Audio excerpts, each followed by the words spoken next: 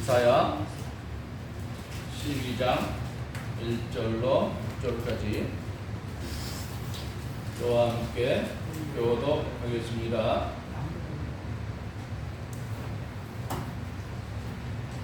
그날에 내가 말하기를 여호와여 주께서 전에는 내게 노하셨사오나 이제는 주의 진노가 돌아섰고 또 주께서 나를 안위하시오니 내가 주께 감사하겠나이다 할 것이니라. 하나님은 나의 구원이시라. 내가 신뢰하고 두려움이 없으니 주 여호와는 나의 힘이시며 나의 노래이시며 나의 구원이시라. 그러므로 너희가 기쁨으로 구원의 우물들에서 물을 기르리로다. 그날에 너희가 또 말하기를 여호와께 감사하라. 그의 이름을 부르며 그의 말씀을 멈추게 선포하며 그의 이름을 높다하라. 여호와를 찬송할 것은 극히 아름다운 일을 하셨음이니 이를 온 땅에 알게 할지어다. 시온의 주민아 소리 높여 부르라. 이스라엘의 거룩하신 이가 너희 중에서 크심이니라 할 것이니라. 아멘. 오늘 말씀의 제목은 감사와 기쁨의 노래입니다. 사람이 기쁜 일을 당하면 그 마음속에 감사함이 있고 또 그것을 표현할 때 노래로 나타나죠. 시와 노래로, 찬송으로 나타납니다. 오늘 우리가 읽은 이 말씀은 지난 주일에 우리 11장 말씀 볼 때에 메시아가 임하여 하나님의 나라가 이루어질 때 놀라운 일이 생기는 것을 우리가 읽어보았죠.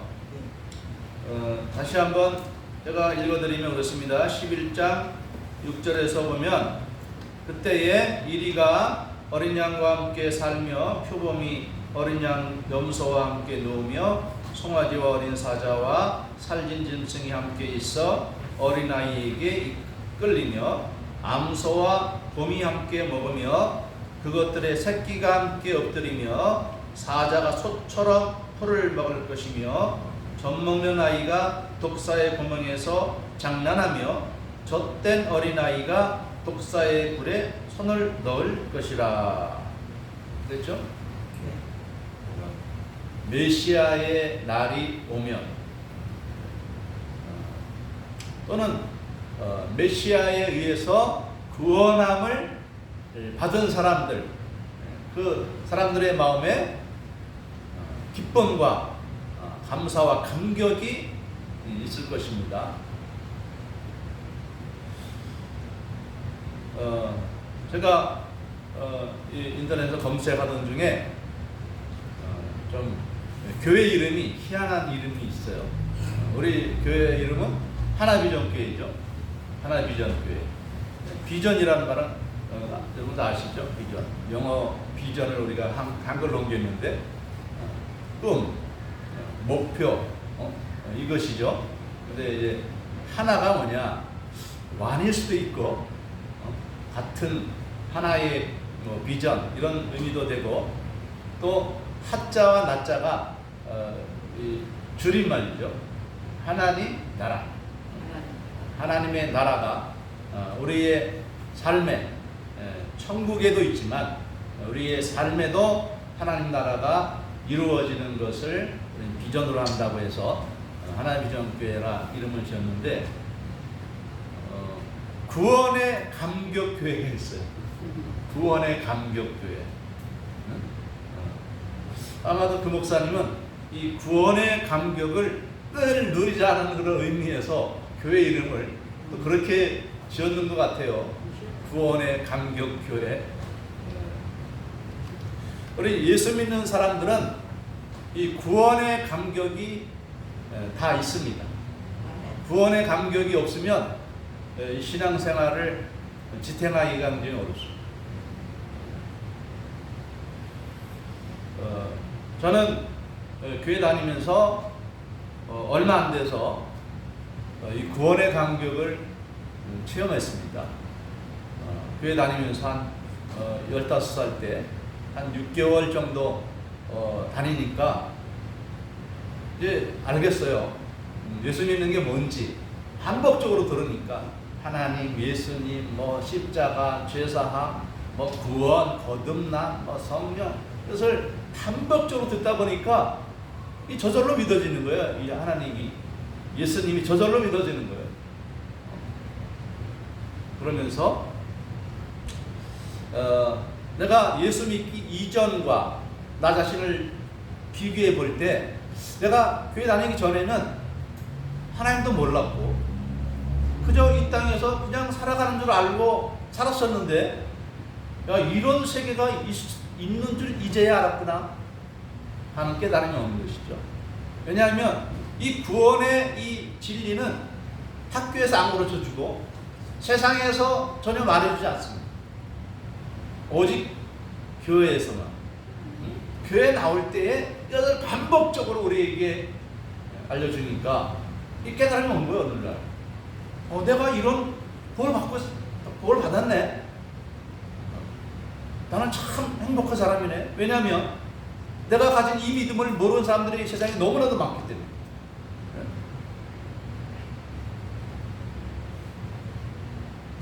중학교 2학년 때 너무 외롭고 심심해서 교회를 찾아갔는데 하나님께서 내가 너무 심심하니까 같이 놀 친구가 없다 보니까 이제 유일하게 내가 가서 마음을 줄 수 있는 것이 이제 교회가 되는 거예요. 그것이 나에게 복이 된 것이죠.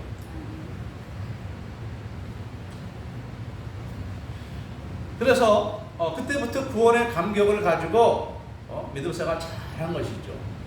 중학교 3학년 때는 이제는 날마다 교회에서 살고 싶다.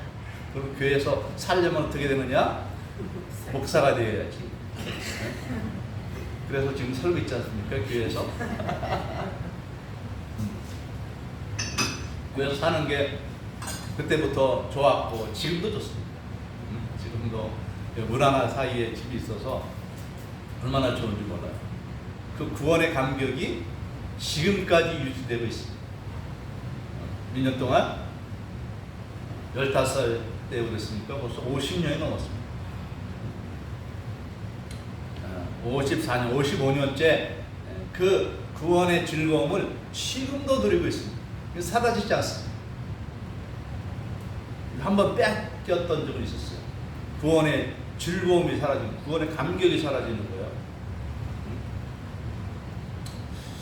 왜 그러느냐 하니까 제가 군대 생활할 때 그 구원의 감격을 잃어버렸는데, 그 신앙에도 말하자면 이제 굴곡이 있고 성장의 과정이 있는 것 같아요. 한때는 내가 이 믿음의 어떤 그 기쁨을 누리지 못하게 되었는데, 분석을 해보는 것이죠. 왜 그러는가?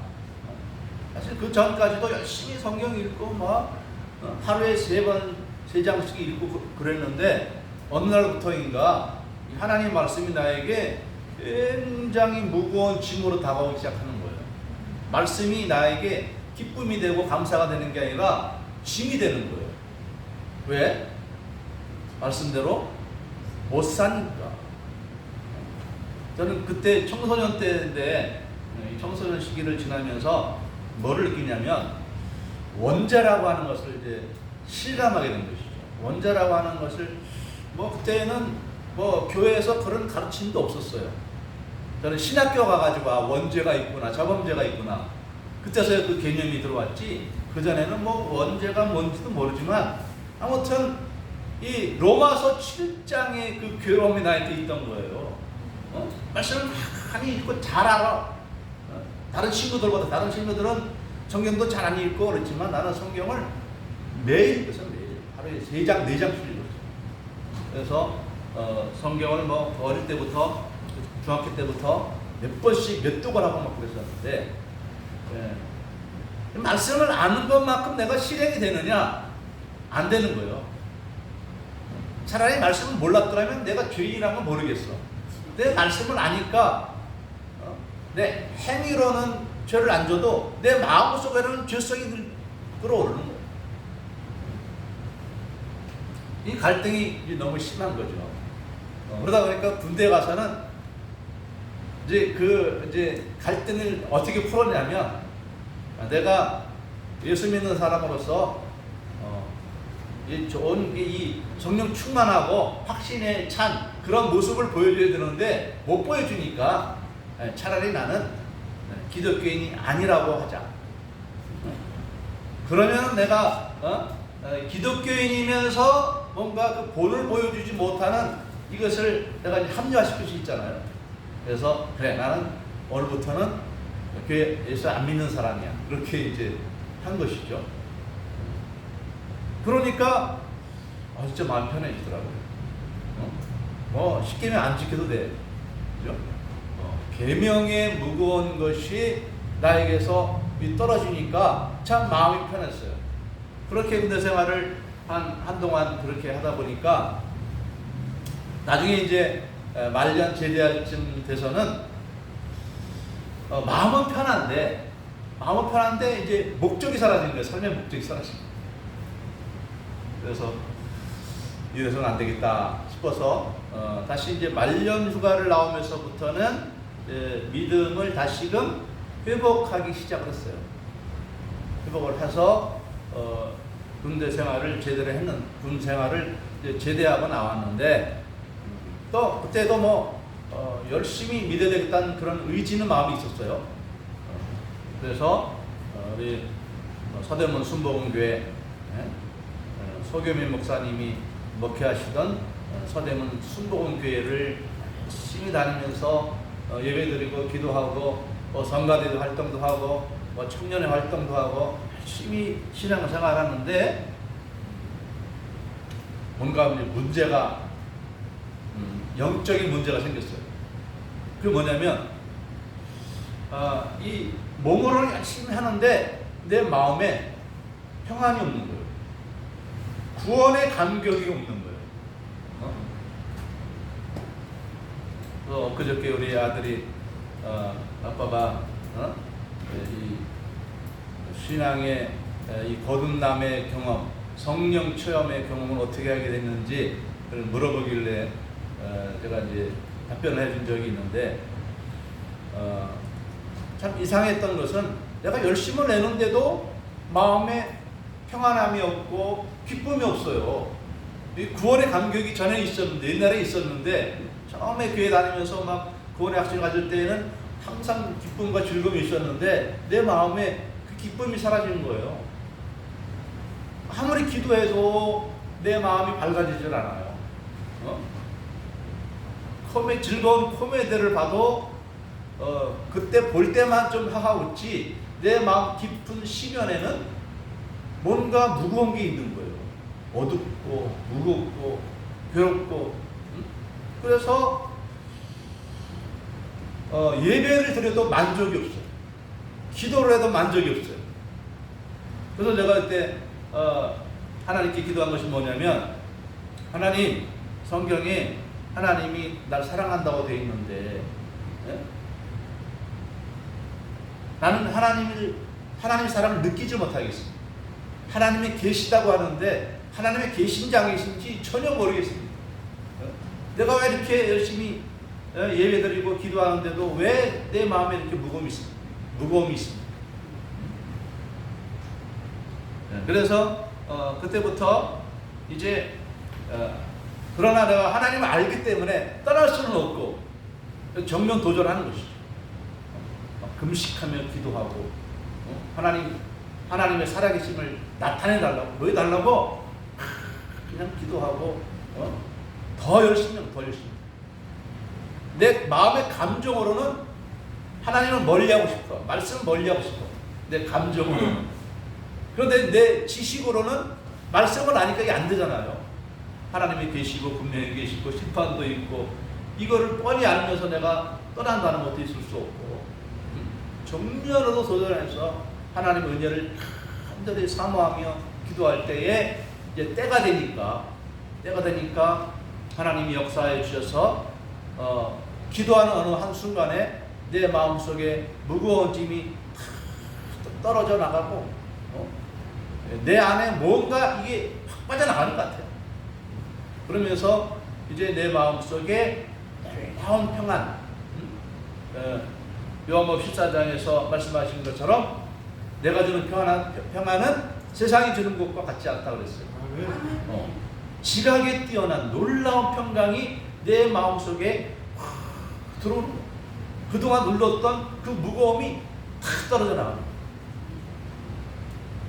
그러면서 다시금 구원의 감격과 기쁨이 주어지는 거예요. 그 다음부터는 예배를 드리면 감격이 있어요. 예배의 감격이 있어요. 그 전에도 성가대를 했죠. 근데 성가대 하면서도 그냥 곡조에 맞춰서 부른 것이었지 막상 그 성가를 부르는 내 마음속에는 기쁨이 없었어요.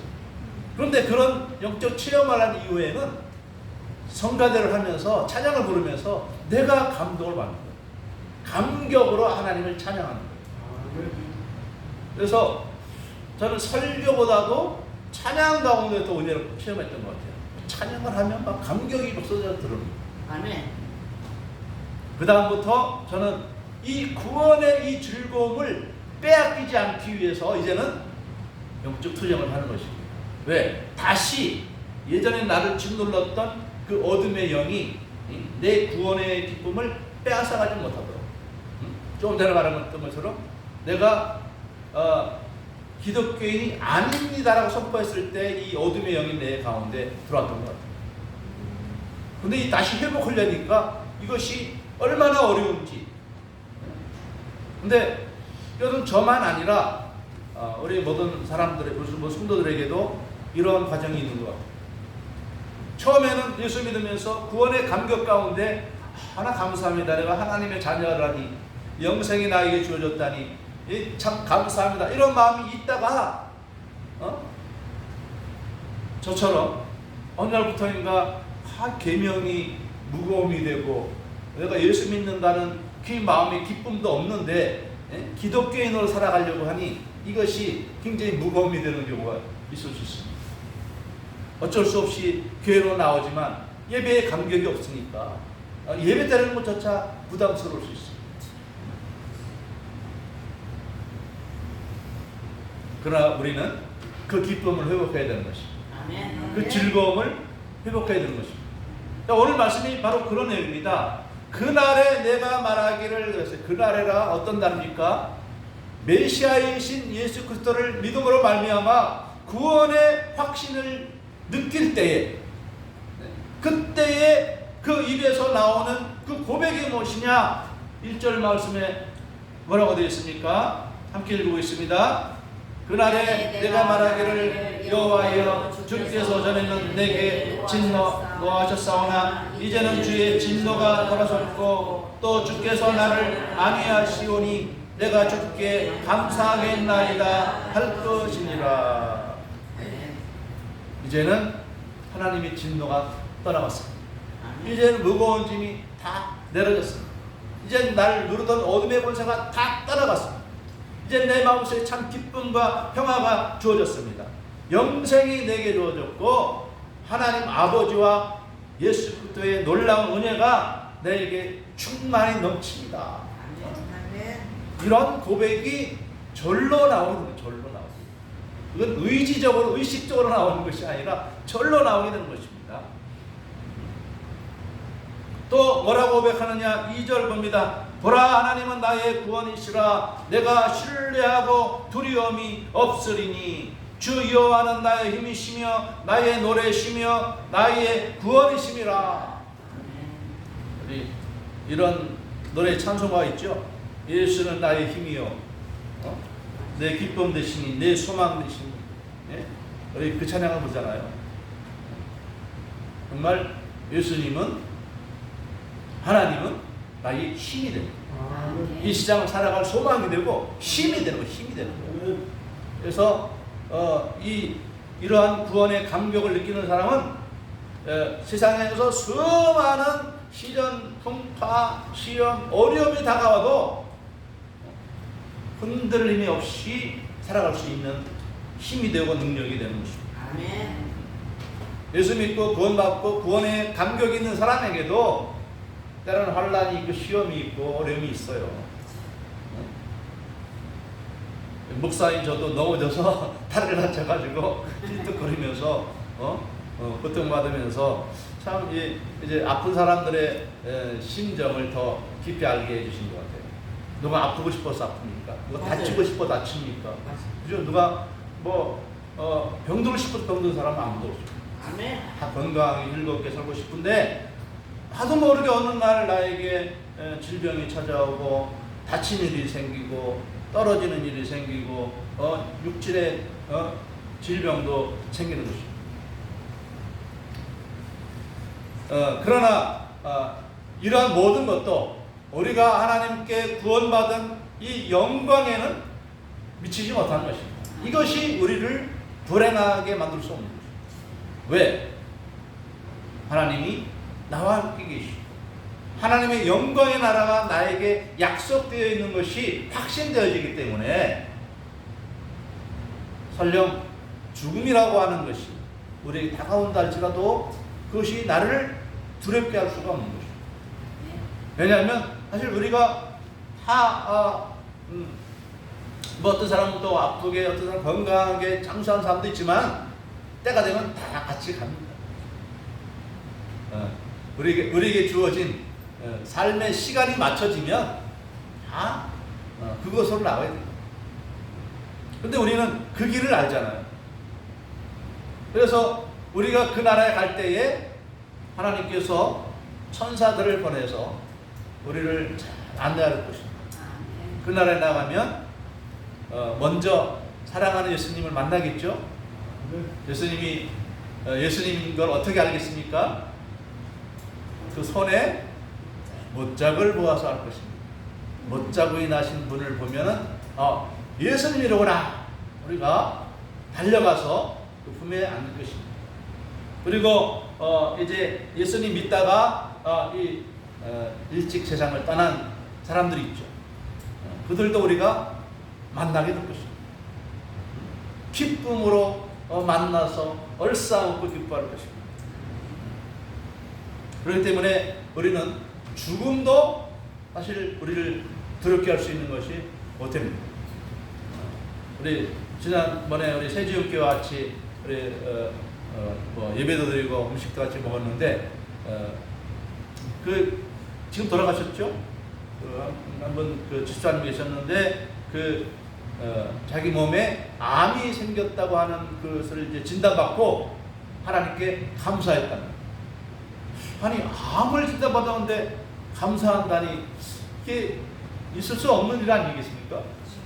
근데 그분은 감사했어요. 왜? 주님 나라 가게 됐습니다.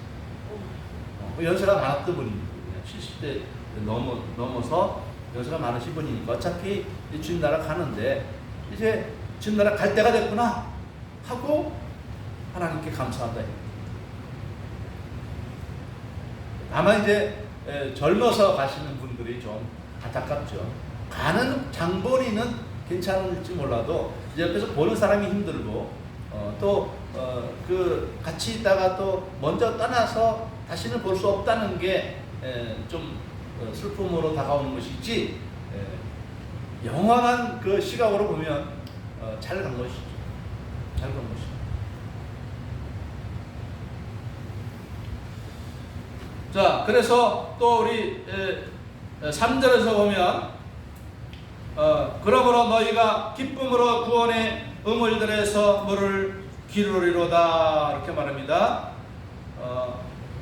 우리 우물, 지금은 우물이 없어졌죠. 지금은 수도가 다 생겨서 틀면서 나오지만은 과거에는 집집마다 다 우물이 있었죠. 우물.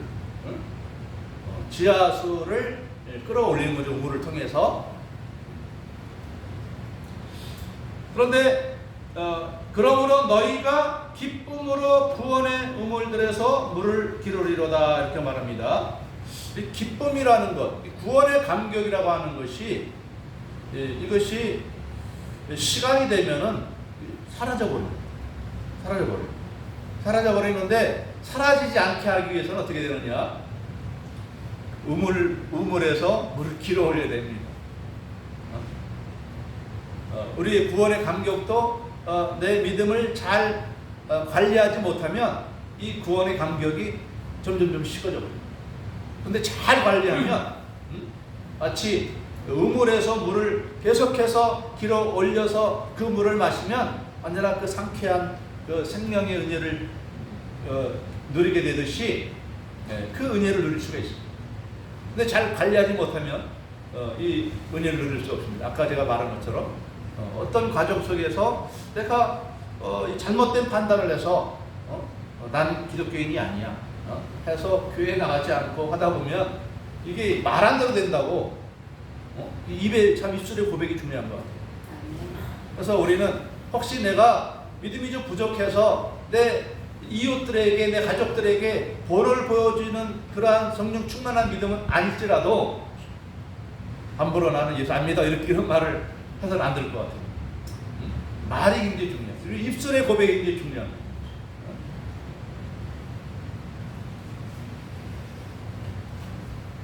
자, 우리 예수님이 사마리아에 한 우물가에 갔는데 우물을 옆에 두고도 물을 마실 수가 없어요.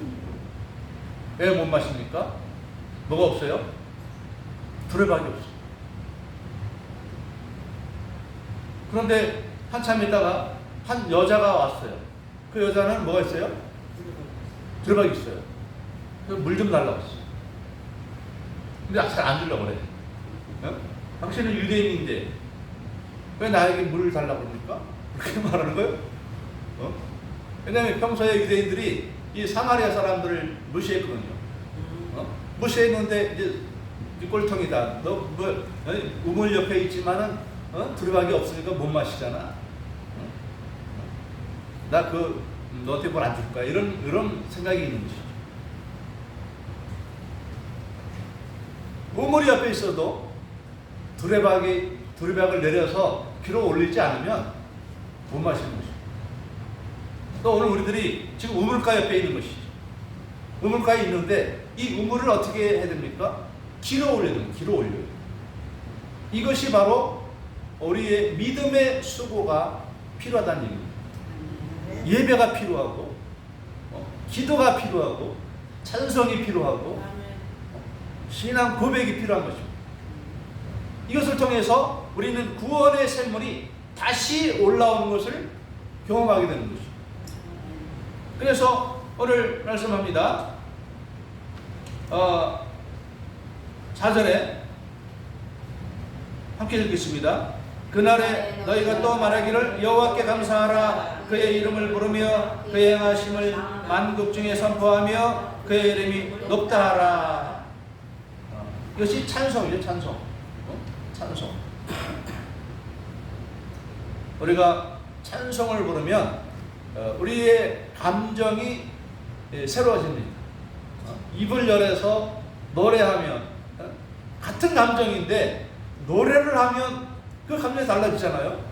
슬픈 노래를 부르면 우리 마음이 감정이 슬퍼지고 신나는 노래를 부르면 내 감정이 막 그냥 업이 되죠. 이 찬양은 우리의 감정을 아주 부드럽게 만들어 놓는 역할을 합니다.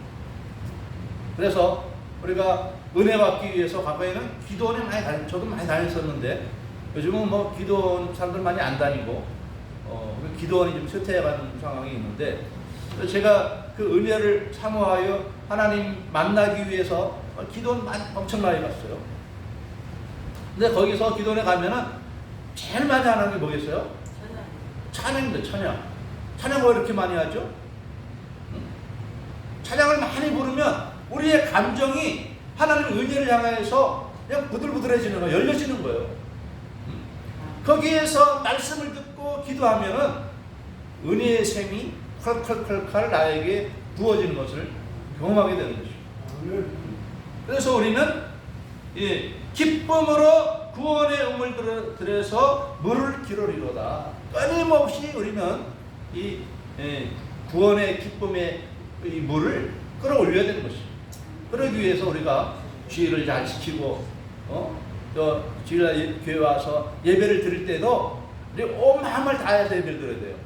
왜냐하면 이 마귀가 우리의 생각을 이렇게 끌어갑니다. 딴 생각하게 만들어요.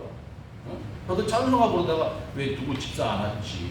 성도 왜 안 왔지? 참 부르면서도 그런 생각이 들 때가 많아요. 이러면 안 되지 하면서 저도 찬송가 부르면서 그 마음을 컨트롤해야 됩니다.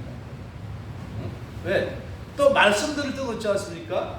어떤 설교 말씀이 한 구석에 딱 꽂히면은 그 설교는 진행되고 있는데 꽂힌 그것에 생각이 붙들려가지고 딴 생각하다가 그냥 설교 다 끝날 때 아멘이나 같이 끝나는 경우가 얼마나 많습니다. 그렇죠?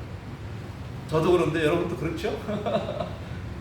그렇기 때문에 우리는 우리의 마음을 지속적으로 잘 컨트롤해서 내 마음이 엉뚱한 대로 기울이지 아니하고 하나님의 은혜의 샘에 내 마음이 집중되어서 거기에서 은혜의 샘이 흘러넘치도록 우리가 집중적으로 말씀 듣고 기도하고 애써야 되는 것입니다.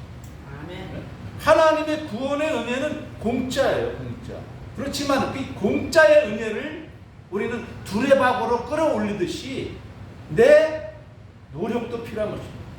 공짜의 은혜를 받는 것도 은혜가 우리의 노력이 필요한 것은 우리의 믿음을 배방하는 세력이 어둠의 영에도 있고 내 습관에도 있어요. 내 습관. 우리의 습관이 아직도 은혜를 흠뻑 받아들일 만한 그런 성품이 안 되고 기질이 안 되어서 말씀을 듣고 기도하고 예배를 드림에도 불구하고 이 은혜를 누리지 못하는 경우가 너무나도 많은 거예요. 그래서 우리는 오늘 이 말씀 너희가 기쁨으로 구원의 우물들에서 물을 기르리로다. 힘써서 예배하고 말씀과 기도에 힘쓰므로 말미암아 이 은혜의 물줄기가 항상 여러분에게 있어서 이 세상에서 어떤 환난이나 어떤 시험이 다가와도 항상 그 마음에 이 성령으로 말미암은 기쁨의 샘이 흘러넘치고 그래서 감사함으로 살아가고 이 세상을 긍정적으로 살아가는 그런 여러분 되길 바랍니다. 사람이 부정적이 되면은요 이게 좋은 일이 생겨도 기쁨이 없어요. 그 사람을 놀지 말아야 돼. 나쁜 일이 생기면 또 아주 거기에 무너져가지고 일어나지 못해요. 우리는 이 구원의 확신과 즐거움으로 말미암아 우리는 결코 망할 수 없다. 반드시 우리는 하나님이 나와 함께 계심으로 내 인생을 복되게 해주신다는 이런 견고한 믿음을 가지고 항상 감사와 기쁨으로 살아가는 여러분 되시기를 주님의 이름으로 축복합니다. 네, 기도하겠습니다. 사랑의 하나님 감사합니다. 우리 하나님께서는 언제나 우리 옆에 구원의 우물을 허락하여 주셨는데 하나님 아버지여 우리가 구원의 우물이 옆에 있으므로 마치 가진 것처럼 착각하고 열심히 길어 올리지 아니하므로 우리도 모르는 사이에 구원의 우물을 옆에 두고도 우리의 심령이 갈급해하며 시험과 유혹에 세상의 절망에 우리의 심령이 휘둘리는 경우가 얼마나 많은지 모릅니다. 하나님 아버지 이제는 우리가 정신을 차리고 근신하게 도와주시옵시고 하나님의 마지막 시대에 우리가 성령 충만하여 믿음을 지키고 세상을 이기고 마귀를 이기고 우리 주님 오시는 날을 기쁨으로 맞이해야 될 줄 믿습니다. 하나님의 믿음을 위해서 다시금 노력하고 수고하고 힘쓰는 우리 모든 성도들이 다 되게 하여 주시옵소서. 간절히 간구하며 예수님의 이름으로 기도드리옵나이다.